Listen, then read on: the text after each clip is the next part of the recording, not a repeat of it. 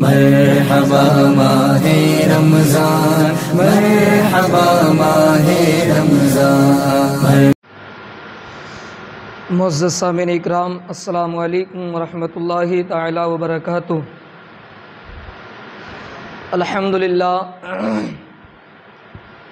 الحمدللہ رب العالمین، وکفی وسلام علی عبادہ الذین اصطفی، اما بعد فاعوذ باللہ من الشیطان الرجیم، بسم اللہ الرحمن الرحیم۔ والصائمین والصائمات والحافظین فروجہم والحافظات والذاکرین اللہ کثیرا والذاکرات اعد اللہ لہم مغفرۃ واجرا عظیما۔ آمنت باللہ صدق اللہ العظیم وصدق رسولہ النبی الامین المتین المبین الکریم، ونحن علی ذلک لمن الشاہدین والشاکرین، والحمد للہ رب العالمین۔ آئیے، میں نے جو اللہ کے قرآن مقدس کی آیت کریمہ کو تلاوت کرنے کا شرف حاصل کیا، اس کا ترجمہ بیان کرنے سے قبل نہیں بلکہ دو جہاں کے آفتاب، ہم غریبوں کے غم گسار، بے کسوں کے کس، بے بسوں کے بس، ٹوٹے دلوں کے سہارے، آمینہ کا دولارا،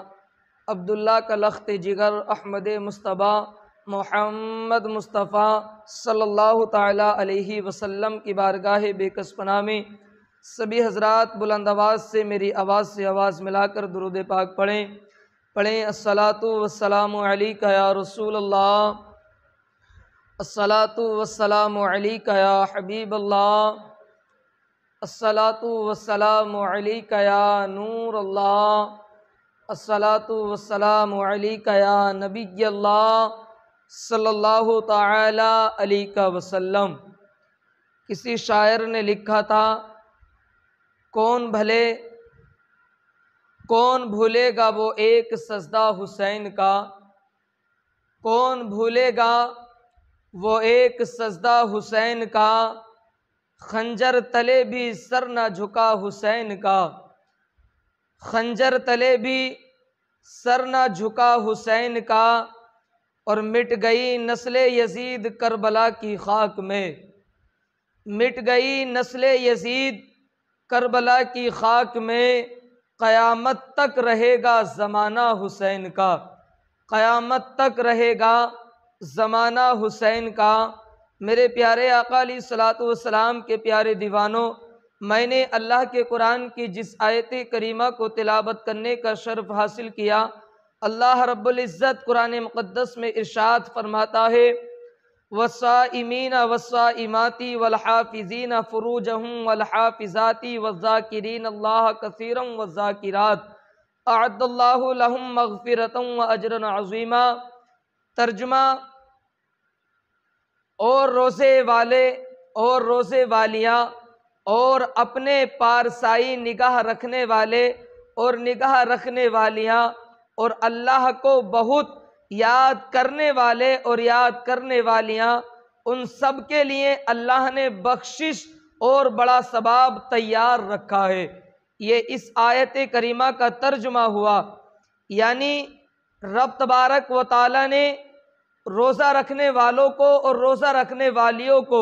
یعنی کہ مردوں کے لیے بھی اور عورتوں کے لیے بھی، جو یعنی کہ روزہ رکھا کرتا ہے، رب تبارک و تعالی نے بخشش اور ان کے لیے بڑی تیاریاں یعنی کہ بڑا ثواب رکھا ہے۔ یعنی مجھ سے قبل آپ نے یعنی کہ تراویح کے تعلق سے آپ لوگوں نے سنا،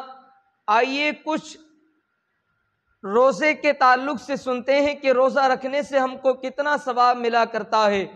کتنی نیکیاں ملا کرتی ہیں۔ میرے نبی کی حدیث پاک ہے، نبی نے ارشاد فرمایا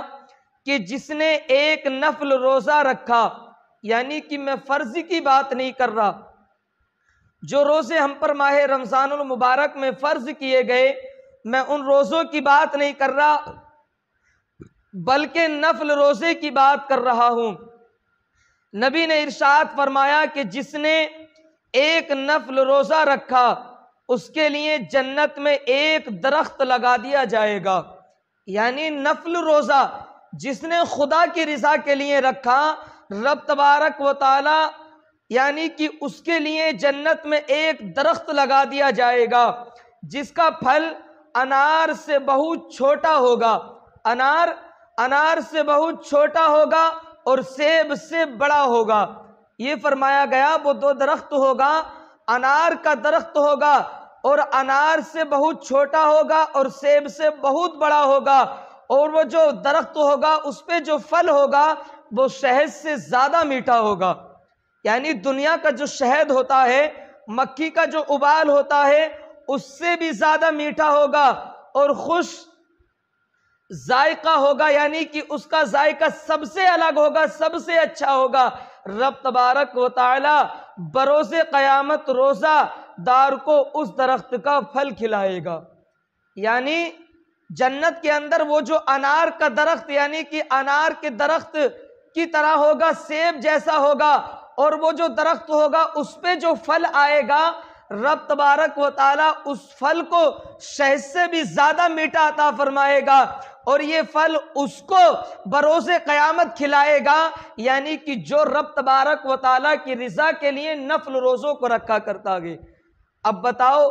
جب نفل روزے رکھنے کا اتنا اونچا مرتبہ، اتنی شان ہے، تو ہم اگر رب تبارک و تعالیٰ کے فرض کیے روزے کو، ماہ رمضان کے روزے جو ہم پر فرض کیے گئے ہیں، ان کو اگر رکھیں گے تو رب تبارک و تعالی ہم کو کیا کیا انعام عطا فرمائے گا، ہم کو کیا کیا یعنی کہ اللہ تبارک و تعالی فضیلتیں عطا فرمائے گا، جو کہ نفل روزے سے رب تبارک و تعالی ہم کو عطا فرماتا ہے۔ آئیے اور اپنے نبی کا فرمان سنتے ہیں۔ میرے نبی نے ارشاد فرمایا کہ جس نے ثواب کی امید رکھتے ہوئے ایک نفل روزہ رکھا، رب تبارک و تعالی اسے دوزخ سے 40 سال کی مسافت کے برابر دور فرما دے گا۔ یعنی خدا کی رضا کے لیے جس نے نفل روزہ رکھا، نبی نے ارشاد فرمایا کہ اسے دوزخ سے اتنی دور کر دے گا کہ 40 سال کی مسافت، یعنی کہ اگر ایک انسان اگر 40 سال تک اگر چلتا رہے تو وہ کتنا چلے گا، تو رب تبارک و تعالی اس نفل روزہ رکھنے کی برکت سے اس اپنے بندے کو یعنی کہ دوزخ سے 40 سال کی مسافت سے دور عطا فرمائے گا، اس سے دور فرما دے گا۔ تو میرے پیارے آقا علیہ الصلوۃ والسلام کے پیارے دیوانوں، اللہ تبارک و تعالی جب نفل روزہ رکھنے کی برکت سے ہمیں 40 سال کی دوری سے جہنم کو دور فرما دے گا، تو اگر ہم یعنی کہ فرض روزہ رکھیں گے تو رب ہم کو کتنی جہنم سے دور عطا فرما دے گا۔ آئیے اور اپنے نبی کا فرمان سنتے ہیں۔ میرے نبی نے ارشاد فرمایا، جس نے رضائی الہی کے لیے یعنی خدا کی رضا کے لیے ایک دن کا روزہ رکھا تو رب تبارک و تعالی اس کے اور دوزخ کے درمیان ایک تیز رفتار سواری یعنی کہ جو سواری سب سے زیادہ تیز دوڑتی ہو، رب تبارک و تعالی 50 سالہ مسافت یعنی فاصلے کے تک اسے دور فرما دے گا۔ یعنی کہ جس نے خدا کی رضا کے لیے نفل روزہ رکھا، خدا کی رضا کے لیے، خدا کو رضا کرنے کے لیے، راضی کرنے کے لیے، تو رب تبارک و تعالی ایک تیز سواری یعنی کہ 50 سال تک اگر دوڑے گی تو وہ کتنا دوڑے گی، تو رب تبارک و تعالی اپنے اس بندے کو، روزہ رکھنے والے کو، اس 50 سال کی مسافت کی دور یعنی کہ دوزخ کی آگ سے 50 سال کی دوری سے دور عطا فرمائے گا، اتنی لمبی اتنا یعنی کہ فاصلہ عطا فرمائے گا۔ تو میرے پیارے آقا علیہ الصلوۃ والسلام کے پیارے دیوانوں، ذرا سوچو تو صحیح کہ جو روزے ہم پر فرض کیے گئے، رب تبارک و تعالی ہمیں ان کا کیا انعام عطا فرمائے گا، کتنی برکتیں عطا فرمائے گا۔ آئیے میرے پیارے آقا علیہ الصلوۃ والسلام کے پیارے دیوانوں، روزے کے تعلق سے تو آپ نے سنا، مجھ سے پہلے جو آپ نے کلپ سنا ہے اس میں تراویح کے تعلق سے کہ کتنی رکعتیں ہم پہ تراویح کی یعنی کہ جو رکعتیں ہیں 20 رکعتیں سنت تراویح ہمارے اوپر موقدہ یعنی کہ سنت موقدہ ہم کو دی گئی ہیں، آئیے تراویح کی فضیلت کو بیان کرتے ہیں، یعنی کہ اس کی فضیلت کو سنتے ہیں کہ تراویح کی فضیلت کیا ہے، اس کے پڑھنے سے کیا انعام ملا کرتا ہے، اس کی برکت کیا ہے، اس کا فائدہ کیا ملتا ہے ہم کو۔ آئیے حدیث کی روشنی میں اس حدیث پاک کو سنتے ہیں۔ حضرت ابو ہریرہ رضی اللہ تعالیٰ عنہ بیان کرتے ہیں کہ رسول کریم صلی اللہ تعالیٰ علیہ وسلم نے فرمایا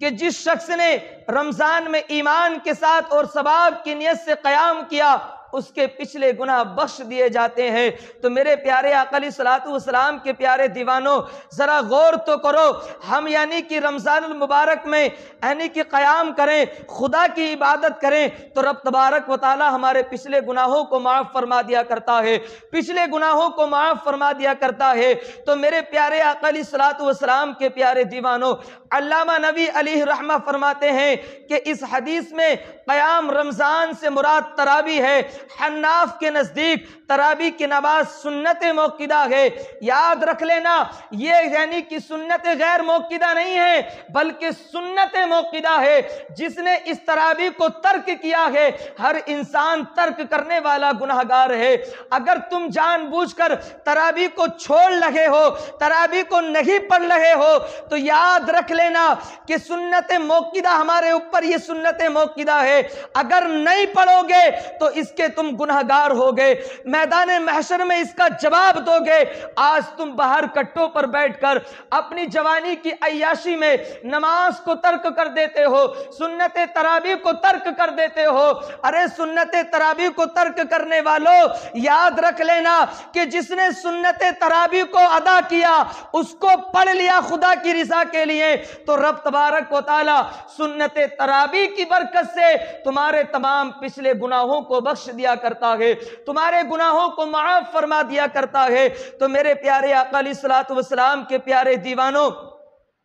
مذکورہ حدیث پاک سے پتہ چلتا ہے میرے نبی نے ارشاد فرمایا کہ تراویح پڑھنا گناہوں کی معافی کا ذریعہ ہے، یعنی کہ تراویح گناہوں کو مٹا دیا کرتی ہے۔ تراویح نفل عبادت ہے اور اللہ تعالیٰ کا ارشاد پاک ہے ان الحسنات یذہبن السیئات، بے شک نیکیاں اور برائیاں کو ختم کر دیتی ہے، یعنی نیکیاں برائیوں کو ختم کر دیتی ہے۔ جو ہم نیکی کرتے ہیں خدا کی رضا کے لیے تو یہ نیکی ہمارے گناہوں کو مٹا دیتی ہے، برائیوں کو مٹا دیتی ہے۔ ہم جانے انجانے میں بے شمار گناہ کر بیٹھتے ہیں۔ اللہ کے پیارے حبیب صلی اللہ تعالیٰ علیہ وسلم نے گناہوں کی معافی کا ایک بہترین نسخہ، ایک بہترین عمل، ایک بہترین عبادت ہمارے نبی نے ہم کو عطا فرمائی ہے۔ ایسے میں ہماری ذمہ داری ہے، ہمارا فرض یہ بنتا ہے، ہماری ذمہ داری یہ بنتی ہے کہ ماہ رمضان المبارک میں تراویح کا اہتمام کر کے اپنے گناہوں کو معاف کرائیں،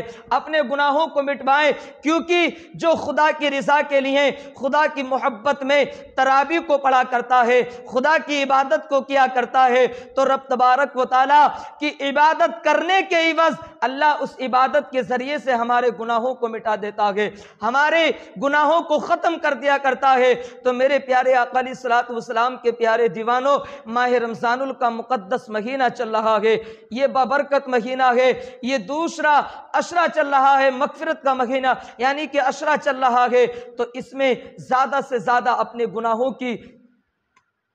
یعنی کہ معافی طلب کریں، خدا کی بارگاہ میں اپنے گناہوں سے توبہ کریں تاکہ رب تبارک و تعالیٰ تمہارے یعنی کہ گناہوں کو معاف کر دے، تمہاری توبہ کو اپنی بارگاہ میں قبول فرما لے۔ رب تبارک و تعالیٰ کی بارگاہ میں دعا ہے مولا تعالیٰ جو باتیں بیان کی گئیں ہم سبھی کو ان تمام باتوں پر عمل کرنے کی توفیق عطا فرما۔